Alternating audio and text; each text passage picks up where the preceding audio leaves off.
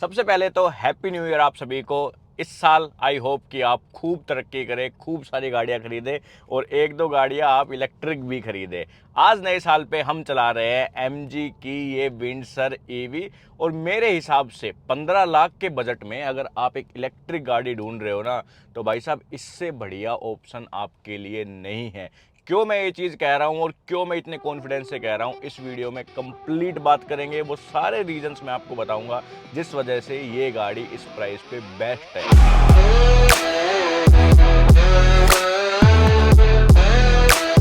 अब सबसे पहला रीजन जो इस गाड़ी को लेने का है वो है कि इस साइज की गाड़ी और इस प्राइस पे। किस साइज की गाड़ी? क्रेटा के साइज की गाड़ी, यानी कि 4 मीटर से लंबी है ये गाड़ी। हालांकि एमजी इसको सीयूवी बोलता है, बट आप इसको एज एन कॉम्पैक्ट एसयूवी ले सकते हो।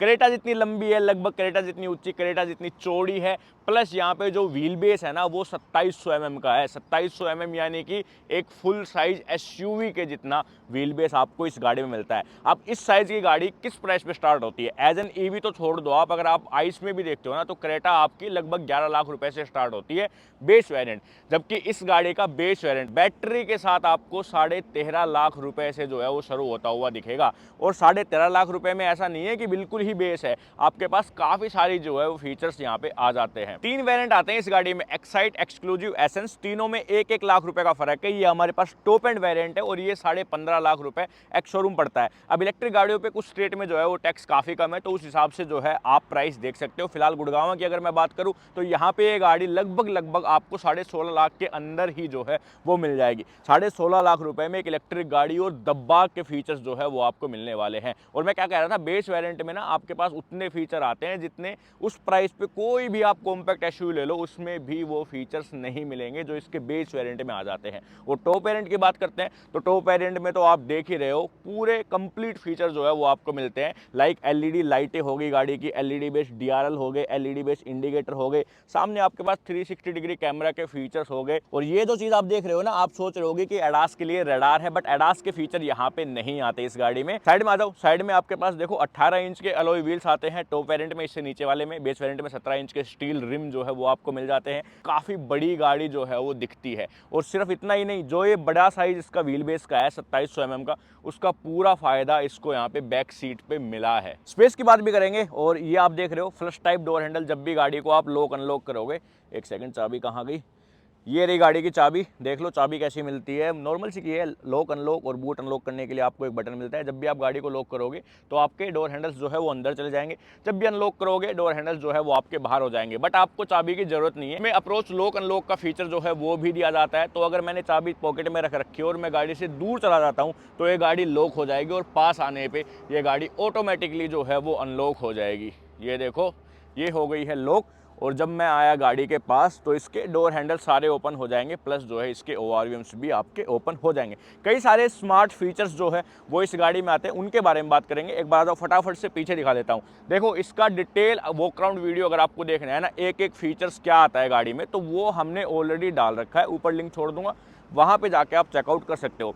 अब गाड़ी के जो लुक्स है ना, वो देखो, शुरू में जब मैंने देखी तो मुझे भी लगा था कि यार ये गाड़ी वो लुक्स वाइज कहीं स्टैंड नहीं करेगी, मतलब कि लोग उतना पसंद नहीं करेंगे। बट अब ये काफ़ी ज़्यादा बिकने लगी है। सिर्फ इन 2-3 महीनों में ही जब से लॉन्च हुई है, ये रोड पे काफ़ी दिखने लगी है। जो मोस्ट सेलिंग इलेक्ट्रिक कार थी ना नेक्सॉन ईवी, उसको तो इसने पीछे कर दिया है सेल्स में। तो लोग भाई खरीद रहे हैं और रोड पे चल रही है, तो अब अच्छी भी गाड़ी लग रही है। तो वो एक चीज़ है। कलर ऑप्शन काफ़ी सारे हैं, आप कोई भी चूज कर सकते हो। मुझे पर्सनली ब्लैक एंड व्हाइट में ज़्यादा बढ़िया जो है वो फील होती है। अब एक चीज़ और, इस गाड़ी को जब एमजी ने लॉन्च किया तो 9.99 लाख रुपए जो है वो इस गाड़ी के बेस वेरिएंट का प्राइस बताया। अब भी आप उस प्राइस पे गाड़ी का बेस वेरिएंट खरीद सकते हो, पर उसमें क्या है कि आपको गाड़ी के लिए अलग पैसा देना पड़ेगा, यानी कि गाड़ी का प्राइस 10 लाख रुपए और बैटरी के लिए आपको अलग पैसा देना पड़ेगा। अब आप सोचोगे कि भाई बैटरी का पैसा अलग, गाड़ी का पैसा अलग, तो एक सर्विस लॉन्च की है एमजी ने, BAS, battery as an service या फिर बैटरी एज एन सब्सक्रिप्शन आप उसको बोल सकते हो। इसमें क्या है कि गाड़ी की बैटरी के ऊपर आपको रेंटल मिल जाएगा। ठीक है, इनके पास 4 कंपनियां हैं, 4 कंपनियों से आप अपनी बैटरी लोन करवा सकते हो। सबके अलग अलग जो है वो ऑफर्स है। अगर आप शोरूम पे जाओगे तो आई थिंक आपको थोड़ा सा और क्लियर होगा। मैं आपको मोटा मोटा बता देता हूँ। यहाँ पे पहली कंपनी अगर अपन देखते हैं बजाज फाइनेंसरी, तो उसमें क्या है कि आपको बैटरी के लिए 3.5 रुपए पर किलोमीटर जो है वो चार्ज करेगा। मिनिमम 1500 किलोमीटर के चार्ज आपसे लिए ही जाएंगे और मैक्सिमम आप कितना भी चला सकते हो। तो मंथली आपको अराउंड 5250 रुपए के आसपास जो है वो उनको देना पड़ेगा और आपको ये पैसा अगले 8 साल तक देना पड़ेगा। तो जब आप इनको कंबाइन करोगे तो ये मोटे मोटे 5.5 लाख रुपए जो है वो बनते हैं। और अगर आपको ये सब्सक्रिप्शन नहीं चाहिए तो फिर 3.5 लाख रुपए में आपके पास बैटरी आ ही जाएगी। तो दोनों ऑप्शन है आपके पास, आप दोनों में से कोई भी ले सकते हो। इसके अलावा इन चारों में एक कंपनी ऐसी भी है जो कि आपको जितना चलाओगे उस हिसाब से रेंट लेगी या फिर आपकी बैटरी का जो है चार्ज वो लेगी। अब उनमें क्या है कि उसका इंटरेस्ट थोड़ा सा ज़्यादा है। मैं कह रहा हूँ आपको, आपके सिविल पे भी जो है वो काफ़ी चीज़ें डिपेंड करेगी। तो जब आप शोरूम में जाओ तो आप ये वाला ऑप्शन भी चेकआउट कर सकते हो। बाकी सिंगल टाइम में अगर आपको परचेज करनी है तो वो ऑप्शन आपके पास है ही। इसके अलावा और भी कई चीज़ें हैं जो एमजी ने फर्स्ट इन सेगमेंट की है, उनके बारे में बात करेंगे। चलिए चलाते चलाते बात करते हैं कि क्या कुछ है गाड़ी के बारे में। पर चलाने से पहले एक बार स्पेस दिखा देता हूं मैं आपको। सामने वाली सीट मैंने अपनी हाइट के हिसाब से एडजस्ट कर ली और मेरे पास काफ़ी बढ़िया स्पेस जो है यहाँ पे है। बढ़िया डेड पैडल है पैर रेस्ट करने के लिए। आराम से जो है बड़े बड़े इसके ब्रेक पैडल और एक्सीलेटर पैडल है, तो उनसे भी कोई दिक्कत नहीं है। और अच्छी खासी सीटें है जिसमें कि थाई सपोर्ट की कोई दिक्कत नहीं है। रिक्लाइन एंगल तो मैं अपने हिसाब से एडजस्ट कर ही सकता हूँ। ये टॉप एंड वेरिएंट है। टॉप एंड वेरिएंट में लेदर का पैक आता है और उसमें ये थोड़ी सी ज़्यादा कंफर्टेबल जो है वो सीट्स आती है। हालांकि इसके बेस वेरिएंट में जो फैब्रिक सीट्स आती है वो भी काफ़ी ज़्यादा कंफर्टेबल है। अब देखो, ये तो मेरी हाइट के हिसाब से एडजस्ट है। इसके बाद यहाँ पे इतना स्पेस है, ऐसे ही देख लो, मैं आपको कुछ करके दिखाऊंगा। अगर मैं इसको सीट को कंप्लीट पीछे भी कर देता हूँ पूरी की पूरी, तो उसके बाद भी आप देखोगे तो यहाँ पे भरपूर स्पेस है। पूरी सीट मैंने पीछे कर दी है और मैं यहाँ पे जब बैठता हूँ तब भी ना मेरे घुटने टच होते हैं ना मेरे पैर कहीं टच होते हैं। तो आराम से 6.5 फीट का बंदा आगे और 6.5 फीट का बंदा पीछे इस गाड़ी में बैठ पाएगा प्रॉपर। और थाई सपोर्ट का कोई इशू नहीं है। और रिक्लाइन एंगल का तो आपको पता ही होगा, आपने कहीं ना कहीं देख ही लिया होगा कि इस गाड़ी में आता है 135 डिग्री का रिक्लाइन एंगल। तो मैं कुछ इस तरह से गाड़ी में बैठ के जो है वो जा सकता हूँ। 3 बंदे भी काफ़ी कंफर्टेबल रहते हैं, कोई इशू नहीं है। यूटिलिटी स्पेस की बात करें तो 604 लीटर का गाड़ी में बूट स्पेस है। डोर पॉकेट्स काफ़ी बड़े बड़े हैं, वहाँ पे भी भरपूर स्पेस है। आपके पास सामने 2 कप होल्डर्स है दोनों तरफ। आपके पास जो सेंटर कंसोल है उसके अंदर 3 कप होल्डर्स की जगह है। उसके नीचे भी स्पेस है। अंदर आपके पास हेडरेस्ट के नीचे भी काफ़ी स्पेस और साथ ही ग्लोब बॉक्स में भी भरपूर स्पेस आपको मिलता है। और हाँ, आप इसमें कुछ ये भी कर सकते हो। ऊपर देख रहे हो मून रूफ हो, बढ़िया सितारे हो और आराम से आप गाड़ी में लेट के स्टार गेजिंग कर रहे हो। चलिए अब करते हैं अपन गाड़ी को ड्राइव। देखो, जैसे ही आप गाड़ी के अंदर आओगे ना तो इसकी ये स्क्रीन जो है वो अपने आप ही ऑन हो जाएगी।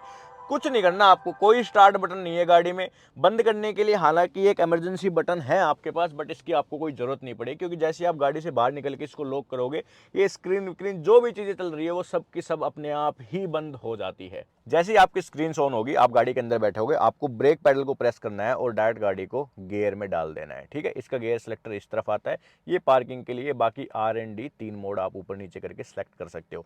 डी में जैसे मैंने डाली, गाड़ी हो गई रेडी। पार्किंग अभी ऑन है, यानी कि गाड़ी का जो पार्किंग ब्रेक है वो लगा हुआ है।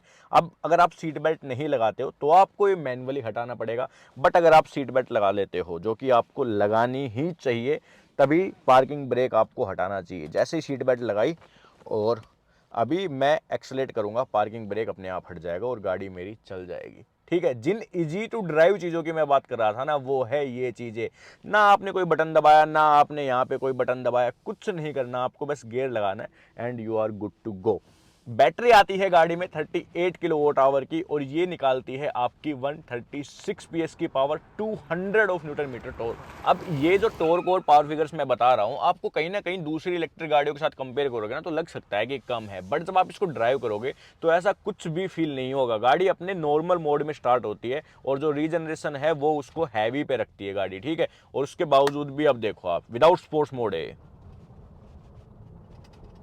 ठीक है, बिल्कुल ईजी है। अभी ये मिट्टी वाला रास्ता है और ऐसा भी नहीं है कि इलेक्ट्रिक गाड़ियाँ आपकी मतलब डिफरेंट डिफरेंट सिचुएशन में अच्छा परफॉर्म नहीं कर सकती। अब देखो सामने काफ़ी बड़ी चढ़ाई है, कल भी मैंने ट्राई किया था, लेकिन अब वीडियो के लिए आपको फिर से दिखा देता हूँ। ये ईजिली वहाँ पे चढ़ जाएगी, जबकि अगर कोई पेट्रोल गाड़ी हो, कोई डीजल गाड़ी हो ना, तो वो फिर भी आपको रेव करनी पड़ेगी, हल्की सी साउंड करेगी। बट इसमें कुछ नहीं है, देखो मैंने उसी हिसाब से एक्सीलेटर पेडल को प्रेस करके रखा है, 13 की ही स्पीड है और गाड़ी ईजिली जो है वो आपकी ऊपर की तरफ चली जाएगी बिना किसी परेशानी के। तो जो टॉर्क एंड जो पावर है वो इनफ है, आपको स्पोर्ट्स मोड लगाने की भी आई थिंक कोई ज़रूरत नहीं होगी। और मैं तो कहता हूँ कि आप नॉर्मल मोड में ही चलाओ, जिस मोड में गाड़ी स्टार्ट होती है। हाँ, अगर आपको ज़्यादा रेंज चाहिए तो फिर आप इको प्लस वाले मोड पे जो है वो शिफ्ट कर सकते हो, जिससे कि आपकी गाड़ी 80 के ऊपर नहीं जाएगी, एक्सीलरेट जो है वो काफ़ी हार्ड करेगी और रेंज वहाँ पे ज़्यादा देगी। अब रेंज की बात कर ही रहे हैं तो 332 किलोमीटर कंपनी क्लेम करती है इस गाड़ी पे रेंज। और अगर मैं रियल टाइम में बताऊं, जब हमने इसको पिछली बार चलाया था तो इसने हमें लगभग 240 किलोमीटर की रेंज दी थी और उस टाइम पे काफ़ी ज़्यादा गर्मी थी, एसी अपनी फुल पावर पे था। हम शूट भी जो है वो गाड़ी को कर रहे थे डिफरेंट डिफरेंट जगह पे खड़ी करके, थोड़ा बहुत हमने जो है वो गाड़ी को भगाया भी था। तो मैं अगर अपने हिसाब से बताऊं, जेन्युइन मैं आपको बताऊं ना, तो ये गाड़ी आपको सर्दी के टाइम में, जैसे अभी टाइम है, आपको आराम से 300 टच करके जो है वो दे सकती है, अगर आप ठीक तरीके से चलाते हो तो। बट आप मान के चलो कि 250 की रेंज तो गाड़ी की है ही है, 250 आपकी निकाल के दे देगी बिना किसी परेशानी के।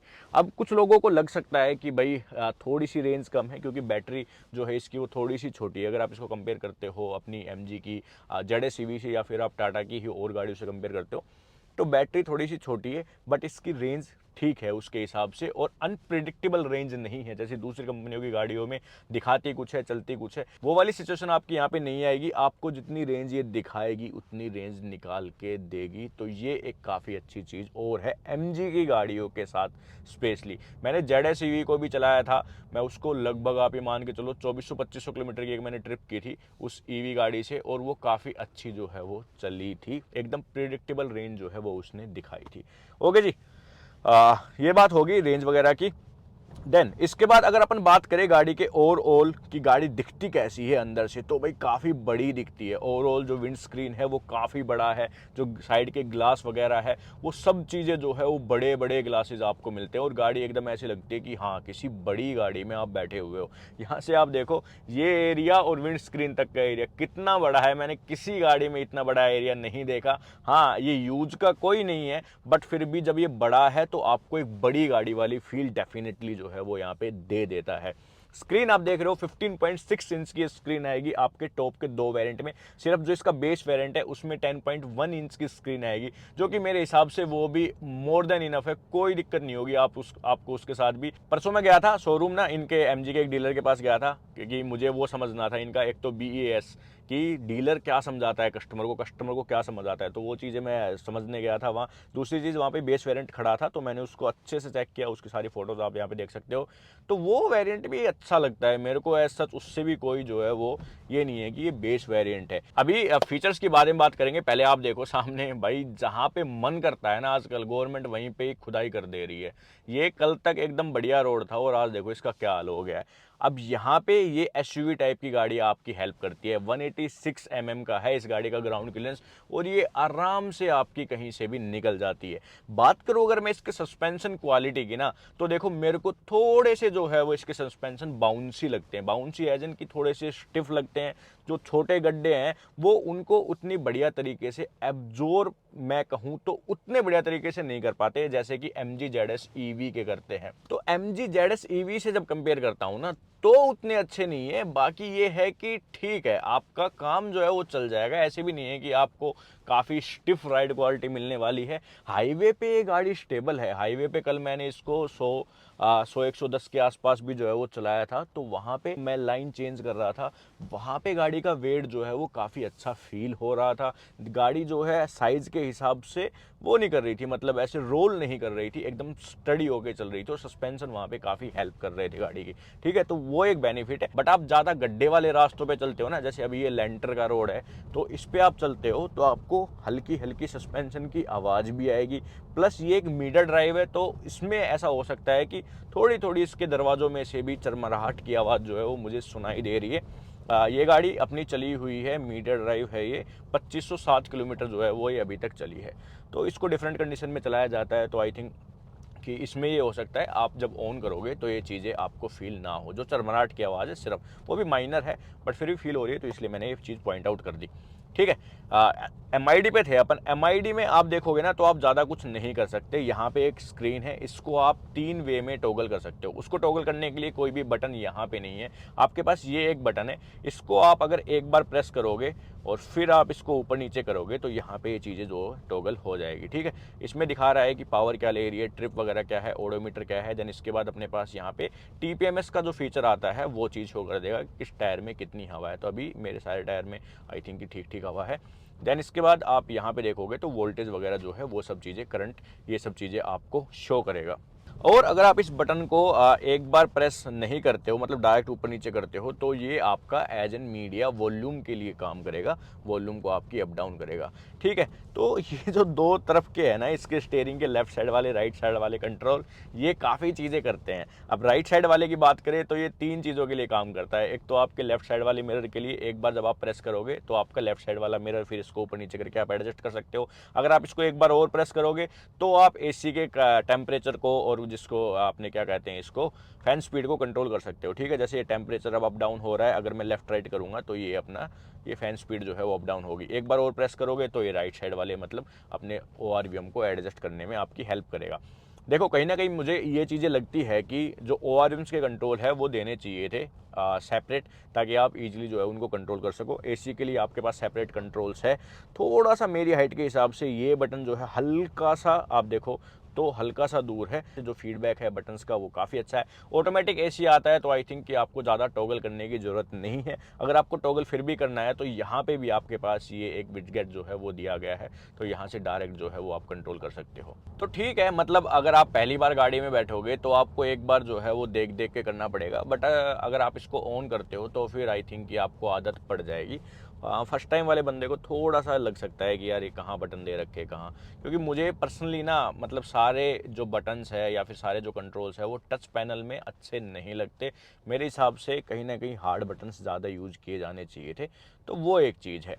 अब स्क्रीन तो मैंने बता ही दिया आपको, 15.6 इंच की स्क्रीन है। एंड्रॉइड ऑटो, एप्पल कारप्ले आपका वायरलेस चल जाएगा। बेस वेरिएंट में जो 10.1 इंच वाली है उसमें भी आपका वायरलेस चल जाएगा। अब इसमें आपके पास MG कनेक्ट के जो है वो सारे के सारे फीचर आते हैं। 80+ कनेक्टेड कार के फीचर्स जो है वो आपको दिए जाते हैं। अब MG ने स्मार्ट चीज़ें तो की है कि जो मेन चीज़ें थी ना वो सारी आपको यहाँ पे दिख जाएगी, जैसे कि म्यूजिक के रिलेटेड, लाइटों के रिलेटेड। अब इसकी लाइटें भी यहाँ से नहीं जलती हैं, आपको यहाँ से जलानी पड़ेगी, बट करने की कुछ ज़रूरत नहीं है आपको, क्योंकि ऑटोमेटिक पे रहेगी तो अपने आप ही जब अंधेरा होगा लाइटें ऑन हो जाएगी। ठीक है, फिर ये अगर मिरर आपको ये बटन से नहीं करना तो आप इसको प्रेस करके और जो है यहाँ से लेफ्ट एंड राइट सेलेक्ट करके भी कर सकते हो। फिर AC के कंट्रोल्स है, फिर ये अपने मोड वाले जो है वो कंट्रोल्स आ गए, इको प्लस, इको, नॉर्मल और स्पोर्ट्स। ये 4 मोड्स जो है वो आपके पास है। जब आपकी गाड़ी स्टार्ट होती है, मैं दोबारा बता रहा हूँ, नॉर्मल और हैवी में जो है वो आपकी गाड़ी रहेगी, और इस मोड में आप आराम से चला सकते हो। हाँ, आपको लाइट करना है तो फिर आप लाइट कर सकते हो रीजनरेशन लेवल को, या फिर आपको भगानी है तो फिर आप स्पोर्ट्स मोड में भी कर सकते हो। देखो स्पोर्ट्स मोड में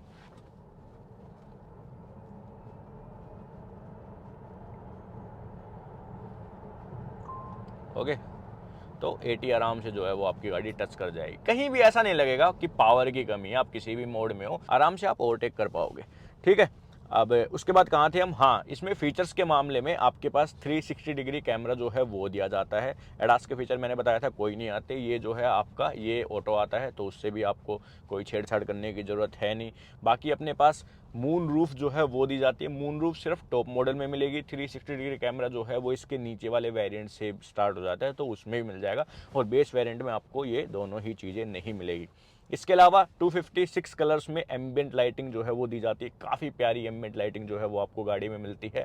ये भी आपको टॉप वेरिएंट में ही मिलेगी। स्पीकर्स के मामले में आपके पास इन्फिनिटी का 9 स्पीकर्स का ऑडियो सिस्टम है। एक सबवूफर भी पीछे लगा हुआ है, ऑडियो सिस्टम बढ़िया है। इसके नीचे वाले वेरिएंट्स में आपको 6 स्पीकर्स मिलेंगे, तो वेरिएंट भी काफ़ी बढ़िया। आप कोई भी वेरिएंट लोगे ना, आपको वैल्यू फॉर मनी लगने वाला है बेस वेरिएंट में।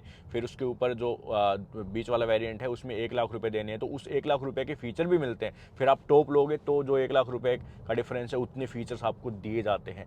काफ़ी स्मार्ट वेरिएंट्स जो है वो रखे हैं कंपनी ने, और तीनों ही वैल्यू फॉर मनी है, कोई भी आप उठा लो। और हाँ, एक चीज़ और, जो 7.2 किलोवाट वाला चार्जर है ना, वो आपको सिर्फ और सिर्फ टॉप एंड वेरिएंट के साथ मिलेगा। उसके नीचे आपको 3.3 जो आपका घर वाला है वही चार्जर गाड़ी के साथ मिलेगा। अब चार्जिंग की बात करें कितनी देर में चार्ज होती है, तो 13.8 घंटे, यानी कि 14 घंटे में आपकी गाड़ी 0 to 100 चार्ज हो जाएगी, वो 3.3 किलोवाट आवर वाले चार्जर से, जो घर में 15 एम्पियर का आप लगाते हो। अगर आप 7.2 वाला लगा लेते हो तो आपकी गाड़ी 6.5 घंटे में फुल चार्ज हो जाएगी। और अगर आप डीसी फास्ट चार्जर पे गाड़ी को चार्ज करते हो तो ये लेगी 55 मिनट 0 to 80% होने में। तो आप ये मान लो कि 100% होने में और 10-1 मिनट जो है वो आपकी एक्स्ट्रा ले लेगी। ये फास्ट चार्जिंग 45 किलोवाट आवर तक ही सपोर्ट करती है, उससे ज़्यादा जो है ये सपोर्ट नहीं करेगी। तो 50 किलोवाट आवर वाले चार्जर से अगर आप चार्ज लगाते हो तो आपकी 55 मिनट में 0 to 80% हो जाएगी।